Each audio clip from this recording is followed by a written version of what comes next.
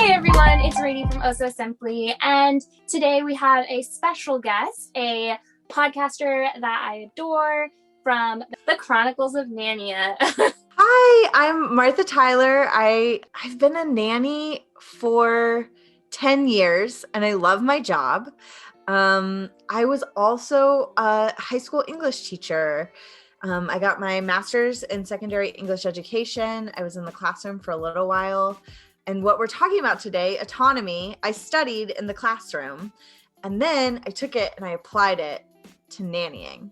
And it has just been a total game changer for me. The more I help kids foster autonomy, the more easy my job is. That's true. I did not know you were ever in a classroom teacher, like legit teaching. Yes. So cool. Yes, I love teaching. It was kind of, though, all of the other stuff. I mean, we hear about the horror stories of teaching. It was the parents and the administration and the what else was expected. But if I could just be in a classroom with students, I would do that all day. I loved that part. In a classroom, and it was so fun. But yeah, dealing with other adults, I was like, I need to change my major. Yep. And nannying gives me that freedom. Like, I get to just be with the kids most of the time. Yes, autonomy. Okay, so that is today's topic. We're going to cover the ins and outs of it. And frankly, we're going to start from ground zero because I don't know what I know about this topic, but I do know that I want independent children. So let's talk about it. First of all, how would you define autonomy and the benefits of teaching it? Yeah, so the idea behind autonomy is that you are in control of your body and your choices. So I teach my nanny kids pretty much from day one on the job that it's their body, their choice, which is very funny to hear a child scream at you when you tell them that they have to hold your hand. My body, my choice. But the message is getting through, and it is important that they know that they get to decide about their bodies. And we also have conversations about how there are times when safety comes into play. If they're being unsafe, then I have to step in. But overall, it's the idea of a human knowing that they are in charge of their bodies and their choices in the world. Yeah, I love that. I was just talking to my book club about this. Basically, we were just talking about how some people view children as like they're not yet humans. Like, you'll joke that like, oh hey, look, they're turning human, or like they're learning how to be human. But it's like, no. They come out little humans, and then we're training them to be adults and citizens, but they are already people. And it's so amazing that once you realize that and you start thinking of it in that way, your whole view of raising kids changes when you start recognizing that they already have preferences and dislikes and, like you're saying, their own body and their own thinking about that body. So I'm assuming that you deal with it in stages about different anatomy and how you explain that to kids. So kind of, could you give us an overview or a walkthrough of like 0 to 16, like how you would introduce that and explain it? Yeah, so it's a few different things. So if we're just talking about like bodily autonomy, from the time that they are born, when I am working with children, I talk through what I'm doing. And if they are crying and not clearly not wanting me to pick them up, then as long as they're safe down on the floor, I don't pick them up. When it's time for a diaper change, I say out loud, I'm going to change your diaper. I'm taking off your diaper. I'm cleaning up your bottom. Like, I talk through all of it. And I really try to, as best I can, respect their bodies. So, you know, like when they start to be toddlers and we are talking about like cleaning their face or cleaning off their hands after a snack. I've had children that like, you know, they think it's kind of a game, but they run away from me cleaning off their face. And so then I found a way that I would offer them the wipe first, and inevitably they would miss some spots. And then I would say, oh my gosh, you cleaned your face, but I'm going to do a once over. And then I get those couple spots. And that way they feel invested in cleaning their face, and they're a lot more willing to participate. That kept them from like running away. So all of that is important. And then as they start to get older, when we're potty training, especially, using the correct anatomical terms for body parts, super important, because then they can tell you correctly if something is amiss. If their vulva hurts, they can tell you my vulva hurts, which is so much better than like my bottom hurts or my privates hurt, because then you're like, I don't know which privates you're talking about. You know what I mean? And then as you go from there, the more that they can do for themselves, the better. So getting dressed, when they can start dressing themselves. And I know as a nanny, there are often times that the kids are ready to do it and the parents are not ready to let them do it.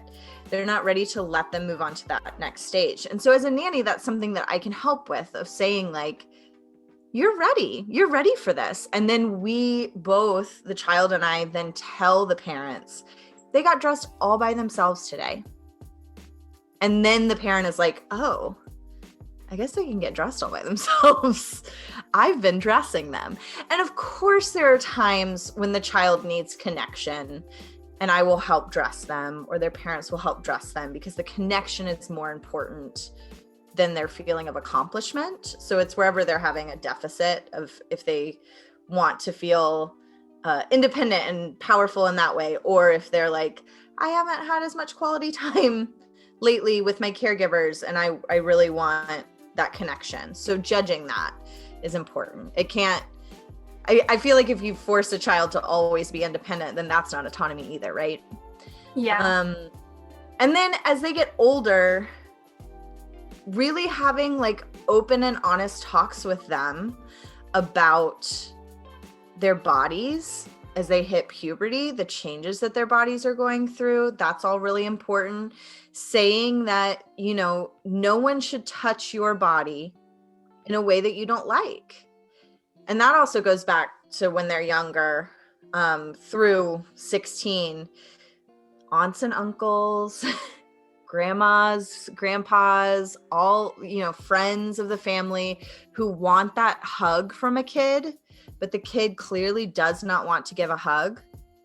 Do not force your child to give that hug, because then what you are saying is that the other person's social comfort is more important than your child's bodily autonomy. That's the message that they're internalizing. And so I never force children to give a hug or to touch in any way that they don't want to. And that you can be very open. Like, Sheila does not want to hug right now. Let's find a different way to say hi. Maybe it's a wave, maybe it's a nod, maybe grandma and Sheila can read a book together. There are lots of ways of connection. Forcing a hug, not one of them. It's so funny because when this topic came up, well, it's been around and like it's been up, but when it came up on my personal feeds, pretty recently, I was starting to think back to my childhood, and I was raised in a big family, and like big. Mm-hmm. And it was always, you know, like go and give so-and-so a hug or a kiss, or you would just get scooped up and get like those big slobbery kisses, and you're just like, I do not want this. And you just like accepted it and you were like, oh, here it comes. Like, it just, I remember family gatherings being the worst, like to arrive and then to leave, because, you know, you had to go to each person in the room and it's just like, ugh. And everyone's breath was always horrible, which is a side note, but like, you know, It was like, please don't. But as I was reading these things, I was thinking, okay, so personally, I've never experienced a situation where my kid has not wanted to hug someone, or like that they vocalized it anyway. Sometimes they'll shy away and I'll just like let them kind of stay behind my legs. And so it's like kind of this unspoken, like they don't want it, I'm not going to force it. But I've never had a situation come about where I had to verbalize it myself, or my kid has verbalized it, which made me think, if ever there was a situation where my kid was like, I don't want to hug them, what would I do? And honestly, there was like a piece of me that was like, well, I don't want my kid to be rude. Like, I don't want them to come off rude. So I'm sure that you'll agree, but like one of the things that I, in preparation for this moment ever happening, have thought as was an option is to give them options. Like you were saying, like maybe it's a wave, a nod, read a book.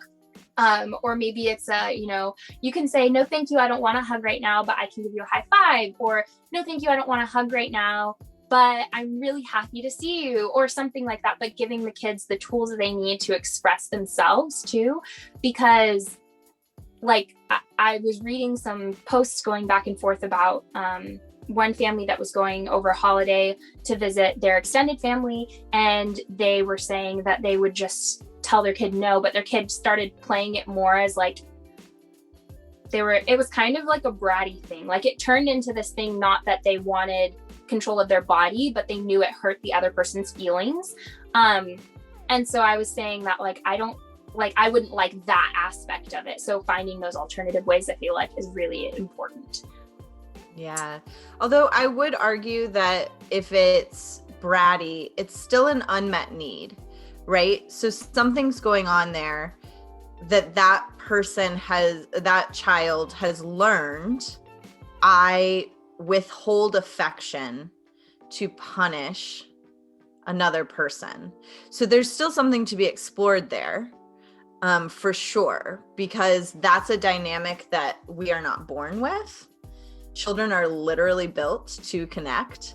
So if they have learned the behavior of withholding affection to punish someone else, that's something they've seen in their households, out in the world. Maybe a friend did it, who knows? But there's still something to be explored there, right? Like there's still a lack of autonomy, and they're trying to like flex those muscles. And it's not in a constructive way, but it is still an unmet need for that kid.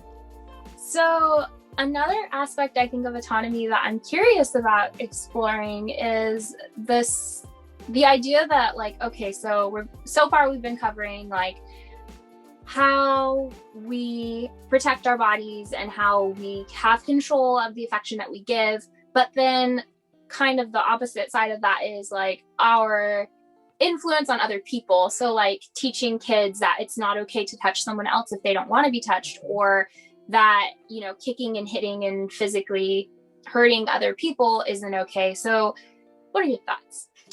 Yeah. So I think that by teaching their own bodily autonomy, a really important part of that message is other people are in charge of other people. Literally today with one of my nanny kids, they wanted me to use the orange cup, and I didn't want the orange cup. And so because they were in a place that I knew that I could pursue this, I said, you know, I don't really want to use the orange cup. I said, you got to pick your color. You chose red. I'm going to pick my color and I'm going to choose blue. And they were like, but I want you to have the orange cup. And I said, you know, I get that. It's hard that we can't control other people, but we can't. And I said, Martha's in charge of Martha and you're in charge of you. So you can pick what color you have and I get to pick what color I have. And like she sat there for a good minute and a half, I'd say. And I just like saw her like processing all of that. Like, wait, what? And so those types of conversations. And also I will say that I always say, like, safety comes first, and safety of me and you, or safety of the dog and you. Like, we all have to be safe with our choices. So then if there's hitting, biting, pushing, any of that, then I say, I cannot let you hit me. I'm going to hold you until your body is calm, because I cannot let you hit me. That is not safe. And so then we can have the conversation once they've calmed down about why it's not safe and why that's not an acceptable way to interact with the world. But a lot of times those type of actions come from emotional overwhelm or an unmet need. Yeah. So on that same safety issue note, I cannot even count anymore how many of my toddlers have gone through the self-punishment, the like physically inflicting pain on themselves. I've had the head butters against the walls and the desks and anything they can hit their head against. I've had the like punching themselves in the face. I mean, toddlers, man, they could be little destructive humans. So, and I had one kid in particular that I'm thinking of now. He was actually 6, which was the oldest that I'd ever seen this. And he would say, he would hit his sister, his younger sister, and then I would say, that's not acceptable. You cannot harm her. You know, you need to stay in control of your body, which means that you need to keep your hands to yourself and not put them on other people in a mean and hurtful way. And then he would start hitting himself like immediately after that. So I would just ask questions, because sometimes I'm like, well, you know, maybe they don't know why they're doing it either. And so I would say, like, does that feel good to you? And he'd go, no. And I go, well, why are you doing it then? Do you know why? And he'd say, well, because I can't hurt her, but I can hurt me because it's my body. And I was like, point, valid point. So how would you suggest handling that situation and explaining that like self-inflicting pain is not, you know, ideal either? Yeah. So one thing to keep in mind, and I don't think a lot of people understand this, even caregivers, is that kids do not begin to gain impulse control, even begin to gain it, until 4 years old. And so a lot of people are expecting much younger children to control their impulses, which they're literally not able to do yet. Now, you're talking about a 6-year-old, so that child was on their journey towards impulse control, which you could see because he chose to hit himself, which is a way of impulse control. What I would suggest in that is, I think what you did by asking questions is a great way to start. And then I would say something along the lines of, it really seems like you have a lot of energy that you need to get out. There's also research about the stress cycle. And when we have had something stressful, which might have started with him hitting his sister. When we start something stressful, even when the stressor goes away, our body is still often in that fight, flight, freeze, fawn response until we close the stress loop. And to close the stress loop, we have to do something physical. And so he might have been trying to close that stress loop, although he wouldn't know that, but that might be what he was trying to do there by getting out this like energy, right? Like, you know, when you feel that way, when you're just like, I gotta, and so I think my move there would have been, you know, my number one job is to keep you safe, even from you. So let's go find something you can hit. Let's go build a block tower and you can knock it down, and then I'll build it back up and you can knock it down again. Or let's go find a big bunch of pillows and you can just hit them. Or I often do this. I say, throw a tantrum. Like, go for it. Lay on the floor, go wild, and I'll get down on the floor with them and like beat on the floor and like, you know, keep in mind if you're in an apartment building and there are neighbors, but that energy has to go somewhere. And so I think by offering ways that that energy can flow out of a child, that would help with that problem. Yeah, I like that. I also just love the idea of throw a tantrum because usually the goal is like stop them from throwing tantrums. But honestly, tantrums for me, it is one thing, like I just let them play out, like middle of the grocery store. Like it doesn't even matter. I'm like, we're doing this because why fight it? You know, like obviously they're struggling. They need to get those feelings out. There's not a whole lot of ways that they can do it, especially when we're talking like 2 and 3 years old. And I mean, yes, we can do the whole like give them words and try to figure out what's frustrating them, but like do all of that after we get the energy out. Because when you're fighting the energy, it's like you're not fighting the kid, you know, because the kid oftentimes don't even know like why they're doing it. And that's one of the things, like random soapbox.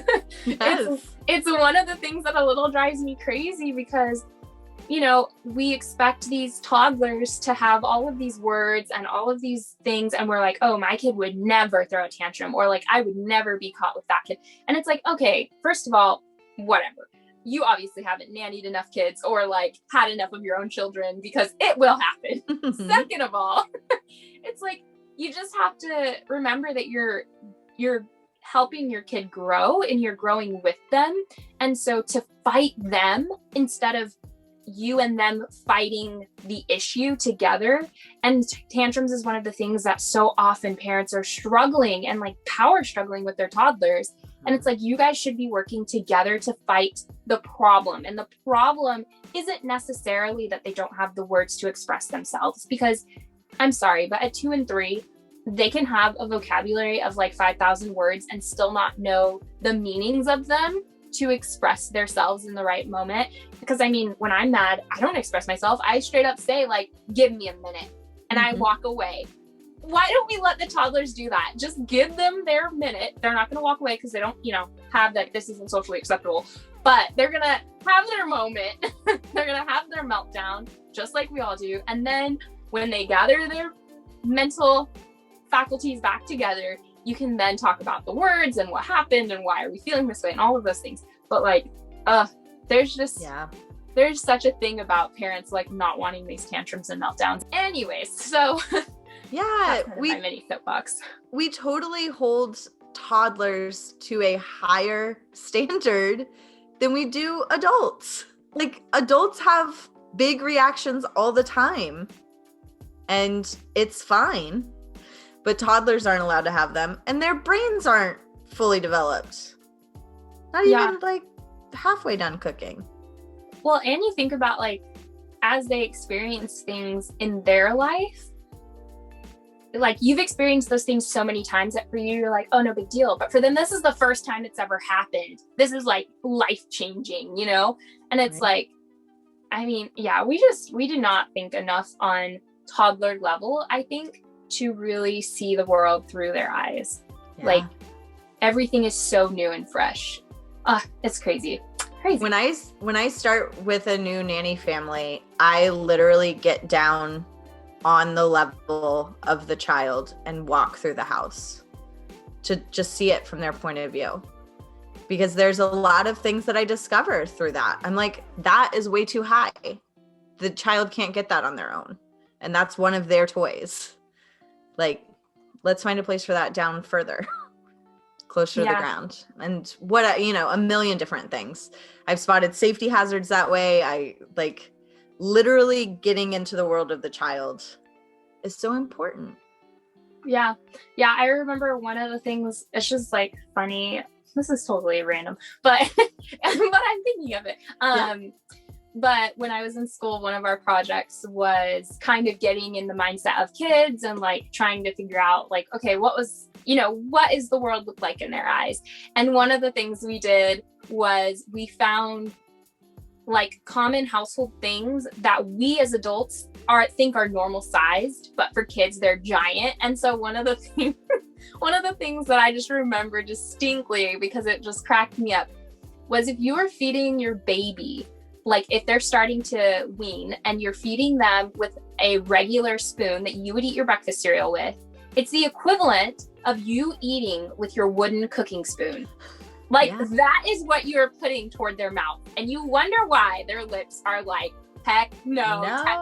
Or that they're like gagging horribly. It's like you're stuffing way too much in there, or that they spit it out. Like parents all the time, they're like, oh, they just keep spitting it out. I'm like, well, you're putting too much in there. Like their mouth is tiny and they have to like swish it around and get a feel for it before they swallow. Like our bodies are not meant to just swallow large amounts of things. No, they're not. Yeah, that's a really good point. It was so great. Really good point. Yeah, we've talked quite a bit about like bodily autonomy and consent, but there's also autonomy like in their day, right? Like master of their own day. And I found this quote from an article written by Michigan State University. And it says, giving your child opportunities to practice independence and experience autonomy helps them create a sense of mastery over their body, their mind, and their environment. This supports independent and critical thinking, encourages intrinsic motivation, and inspires confidence. When we think about what we want for our kids, that's what we want, right? We hear all the time, like, critical thinking is lacking, blah, blah, blah, or, you know, like intrinsic motivation versus extrinsic motivation. And so much of our like school systems and the way that we raise kids is all extrinsically motivated right now versus simply offering them choices and letting them take as much of the reins as they possibly can during their day. That will give them intrinsic motivation. That's what they're wired to do. They want to learn how to do it on their own. Yeah, no, I love that. I just did an interview with Rob Fox. I don't know if you know the Cambridge Nanny.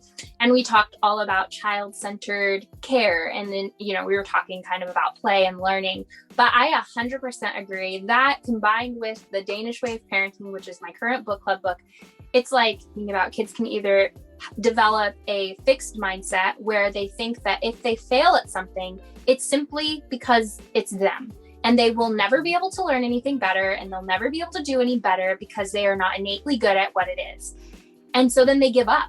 Versus if it's intrinsic motivation, then they can develop I forget what the word was that they used specifically, but they develop mindset. Yes, a growth mindset. Thank you. And then they have this stick-to-itiveness that they'll just keep going because they know that anything worthwhile takes hard work, and like not everyone is good at everything the first time, and it's okay to keep working because really it's your effort that you put forth that makes you good at something. It's not, you know, the end result. And so I just love that. And as I was reading it, I was like, oh my word, I am a fixed mindset if ever there were one. Because I dropped AP classes when they got hard because I'd rather have an A in an easy class than get a C in a hard class. Like that was my mindset as a kid. And it's like, yeah, as an adult, I'm working on having a growth mindset, but imagine if I were given the tools to have that from the beginning. Life could be so much different. So much different. Yeah, I'm a recovering perfectionist, and like, I feel it was like if I can't do it perfectly, then I wouldn't want to do it at all. And I can't do anything perfectly. So like, you know, or if I wasn't like the best at stuff, then I really beat myself up and said very unkind things to myself. And so I think that a lot of the work that I do and the way that I explore is honestly fixing my own inner child wounds, right? And so this does like offering choices. And I will say my parents are wonderful. Like, but I think our generation was really told, like, we were both told you have to be the best, but we were also told that we got like a reward for just showing up. And that is hard to comprehend And it's like, what we learned wasn't really a factor in it. It was like, show us the results, like the end destination. And also, you're great for just being here. And it's like, well, but no. Yeah, it's the standardized test and the participation awards. Yes. Neither of which am I a fan of. Nope. I'm like, you don't get a participation award because you suck. No, I'm just kidding. But it's like, but you need to understand that this is another thing that I'm talking to a different but 7-year-old boy again. I think that's just like my nanny calling. I always end up with these like 5 to 7-year-old boys. Love it. But my 7-year-old right now, he is struggling with the idea that he's not the best and that because I'm an adult, I have to have more restrictions on me in a game so that he has a better chance of winning. And I'm like, no. I am taller than you, so you can guarantee if we play a keep away game, I'm gonna win. Mm-hmm. And it's not anything against you, but there's always someone taller. There's always someone faster. You're faster than me. So do you get penalized for being faster? No, I didn't think so. I don't get penalized for being taller. So, we had these negotiations, but I found out later that his parents do like alter game rules for him. And I told them when they got home that night that I was like, we can't do this anymore because he's in school. And if he throws a tantrum about this or has a meltdown about this out in recess with other kids around, no one's going to play with him because that's not fair. And all kids know what's fair and what's not fair. They are all about the being fair. And so, we have to teach him that it's okay to not be the best at everything, but we just work harder and we still have fun. Even if you're not the best at something, you can still have fun. But sure. Yeah. So how do you think we can, like you said, give our kids choices? Like, what are some examples of some choices that we can give them during the day or at the beginning of their day to start them on their like independent day? Yeah. So before we talk about that really quickly, I want to just define dignified choices because giving dignified choices is really what we need to do. Because just choices isn't good enough. So a dignified choice is one that no matter what they choose, it's fine. So an example of not a dignified choice is you can get in the car right now, or I can make you get in the car. Not a dignified choice. That's a threat.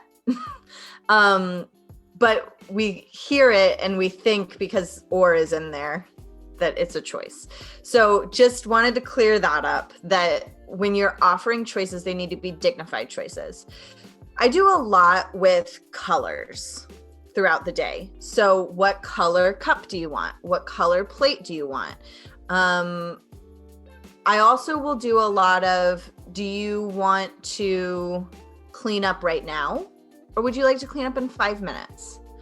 Or do you want to go to the park or town square? Do you want to hop, skip, or crawl to the bathroom? Because then often if you offer a choice, they will do the thing that they have been resistant to doing. So like when you're potty training and they have to go sit on the potty every whatever minutes. If you offer, and I've tried it and it works like magic, because then the choice isn't I'm going to sit on the potty or I'm not going to sit on the potty. The choice is how do you want to get to the potty? But the potty is not a choice. And so by offering all of these choices throughout the day, all these little choices that don't really matter to you. Do you want to read this book or this book? And just like jam packing literally as many as you can in your day. You can then, when there's something that's not a choice, like you have to go get their brother in 30 minutes. So it's not a choice for us not to leave right now. You can say, you know, I love to give you choices. You know that I love when you can choose what we do. Right now is not a choice. And then, and this is important, offer a choice right after that.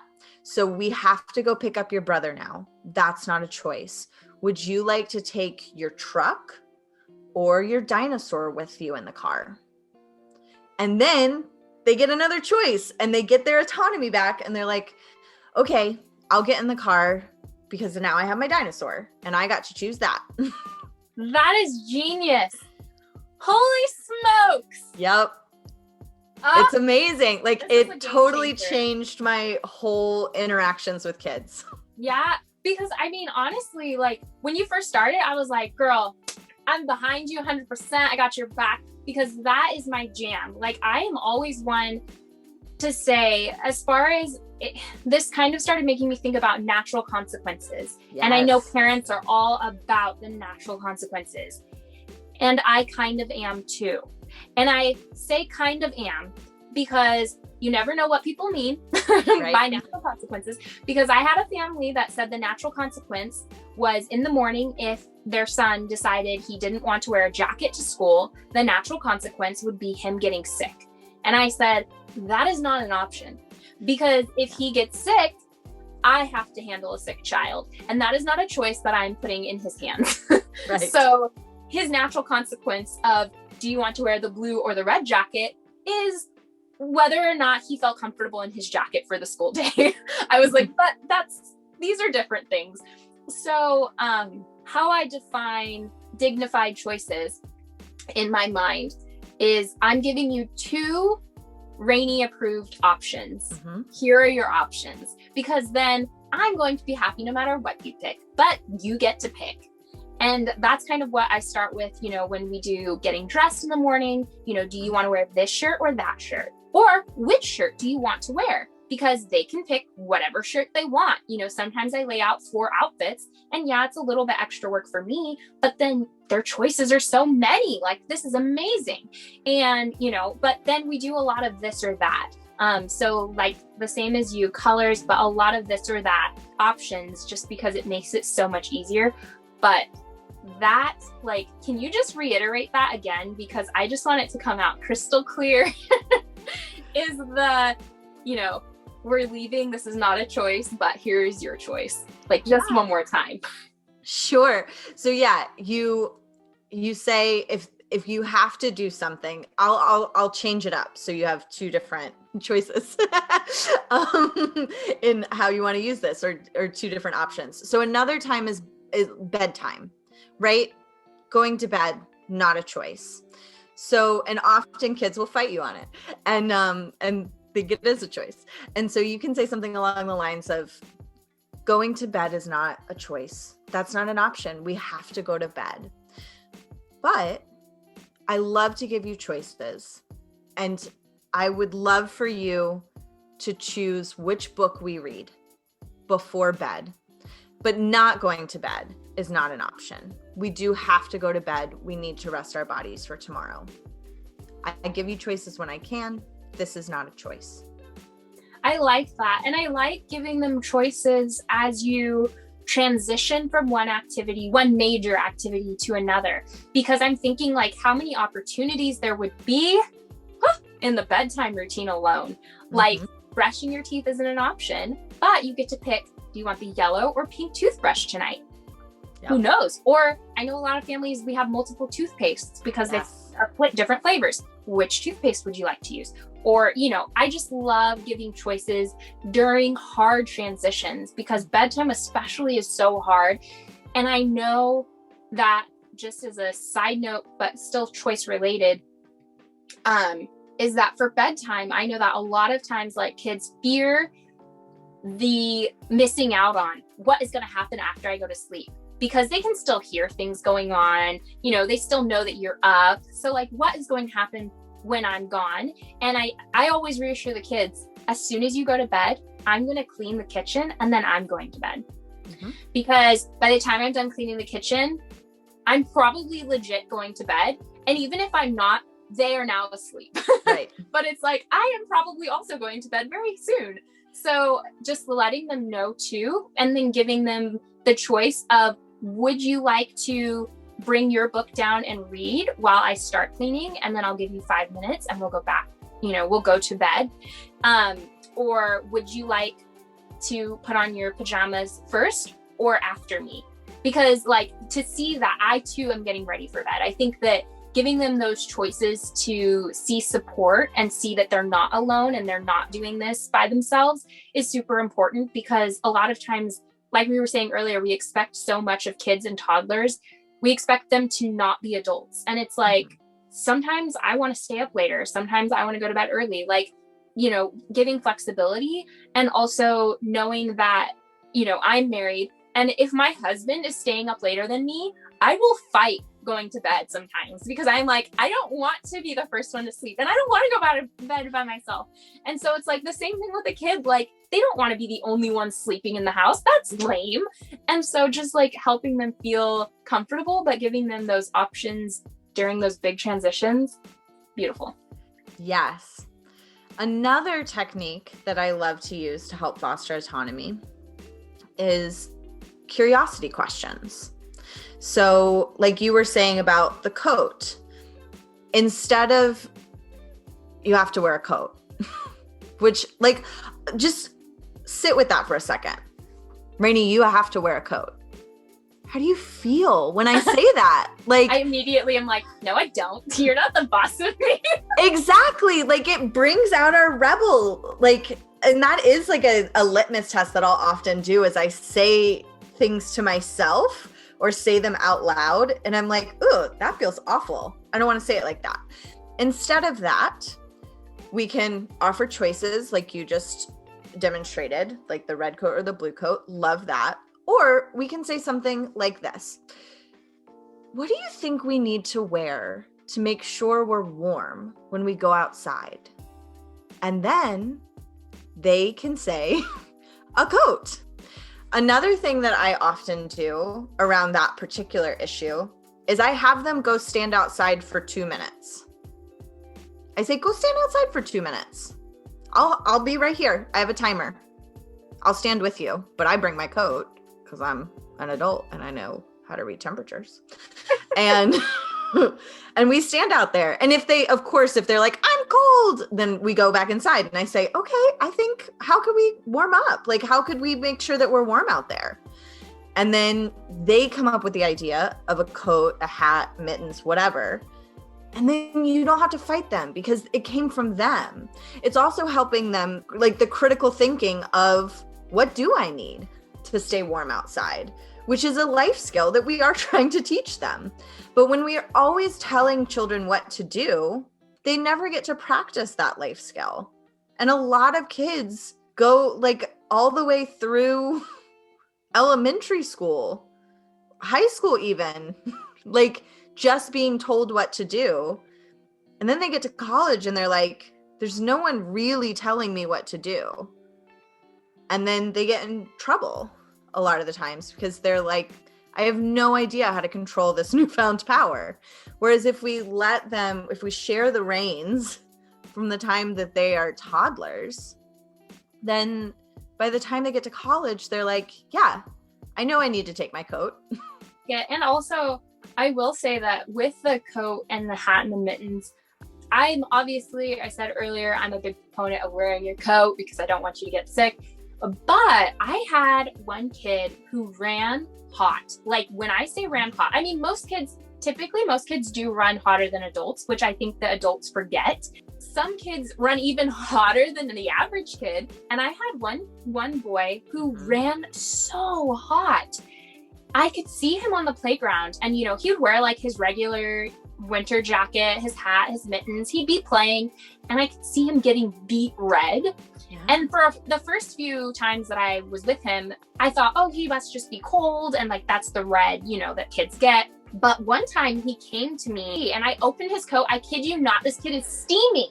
And I'm like, what in the world? And he's sweating. And I'm like, okay, well, obviously we respect grownups and we respect your mom, but you can also tell Rainey when you're too hot. I'm going to unzip this, but it's like, after that, I would tell him, you don't have to wear your jacket. If you're getting warm, you can take it off and set it with me. It was shocking because he had gotten so submissive about the arrangement of wearing the coat outside that he didn't even say anything when he did feel uncomfortable, which Like, oh, no. Yep. Yeah. And I very, very, very rarely will fight kids about what they need on their bodies, but I will often take the choices with us. So like, if they don't want to wear a hat in that moment, then I'm like, okay, you don't have to wear a hat. And I just take it with us. And then when their ears get cold, which they will a lot of the time, and sometimes they don't, and then we just have a hat, and that's okay. But when their ears get cold and they say, my ears are cold, I say, oh, this is why I brought the hat, because I thought that might happen. And I say, here's the hat. Sometimes if we're working on this skill, if it feels safe to do, then I allow for the natural consequences of saying, okay, I'm not going to bring the hat. If you say you don't want it, I'm not going to bring it. And then when they get cold, I say, oh yeah, I can understand that your ears are feeling cold. That is one of the reasons I suggested to bring the hat. Let's go back home. Let's head back home if your ears are cold. And next time we'll wear the hat and then we can stay longer. Things like that. Yeah, I like it. So I know that you said this is like your wheelhouse of all wheelhouses. Love it. What do you feel? How are you feeling? Are we missing a big key component that you want to make sure to mention? Yeah, I think just really reframing your thinking that kids are more capable than you think they are. And I'm saying this like even to myself. We think that we are equipping them. And so often we let our own idea of what they're capable of get in the way of what they're actually capable of. So by offering choices, using curiosity questions, working with them to solve problems. That's the other thing. If a kid is like freaking out over something, treat it like there is a problem and say, oh my gosh, like, help me understand. What is going on here? I can see that you are so upset about this. And don't have this conversation right at the height of their upset. But when they have calmed down, when you've reflected the feelings to them and things like that, then you can work with them and say, man, it really seems like your buckle on the car seat, like that bothers you. Is it hurting? Like, help me understand why you really don't want to wear your buckle. If there's a part of it that's hurting you, let's figure it out together. Be on their team. And then, yeah, just as much as you can, let them be in charge. If you really think through a kid's day, like I talked about walking around at a child's level in houses, and I also will think through their day and really think through what it would be like to live that day. And often for kids, it's so much of just people telling you what to do, which doesn't feel good and ends up creating like what you were talking about with a kid who was very hot and didn't want to say anything because he didn't feel like his voice mattered in that moment.